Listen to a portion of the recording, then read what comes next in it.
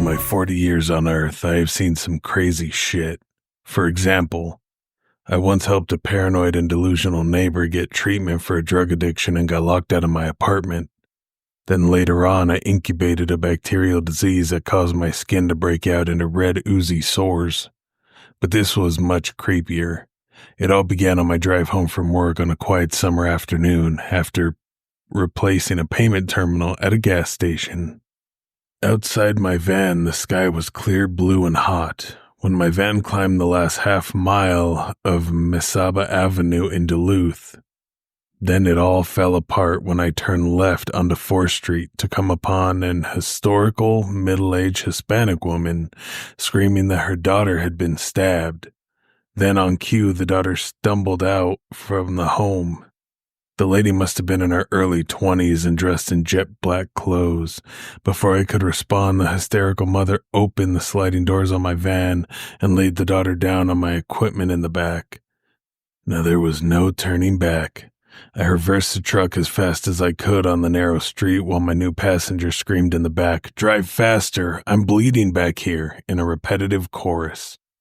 But when I reached Mesaba Avenue, I knew that this trip would be no reenactment of the Fast and the Furious. Complete gridlock awaited me. I could feel my blood pressure explode like that of a nuclear reactor in a meltdown.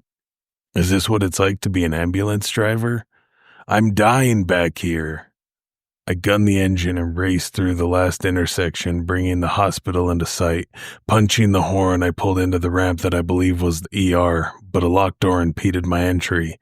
I pressed the call button and screamed that this stabbed woman needed urgent help. The voice on the other side said that I'd have to enter the ER on the other side. I continued to plead, but in the end only screamed at the wall. I gave up and returned to the van to find the last line awkwardly on my equipment. "They won't let us in." I lifted her over my shoulder for the last block to the ER, but instead she fell like a sack of sand. At that moment, I felt a terrible wave of sorrow wash over me. Had I failed this woman? Is she about to die here on the hot pavement? I can't let that happen.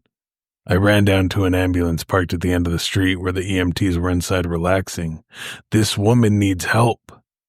The EMTs got into action like trained soldiers and got to work applying pressure to the wound. The damsel had been stabbed above her right breast, and the blood had her black shirt shiny like it sparkled in the sun. They cut off her blood-soaked shirt and applied bandages while she laid out on the hot pavement. Then they brought her in the stretcher and rolled her away. My exhaustion hit me like a ton of bricks, but I got no rest. My actions had made me, in a fashion, a celebrity of crime.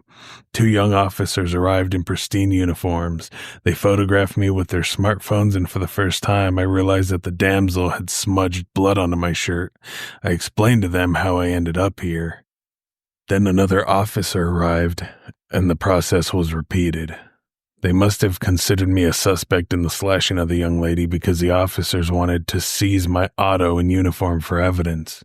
When the officers were satisfied with their photographs, they escorted me into the hospital to change clothes. I looked like a gothic clown afterwards in the ridiculously tight black pants and vest.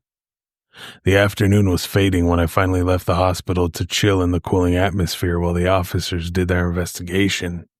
I'd become so popular that the local detective wanted a word. In the meantime, I got entertained by a parade of patients rolling into the ambulance entrance, and another officer arrived to supervise me. All that I could do was chill out until it was all over. An hour later, the detective arrived in a van marked Crime Scene Investigation. He was a balding, middle-aged man that couldn't hide his exhaustion.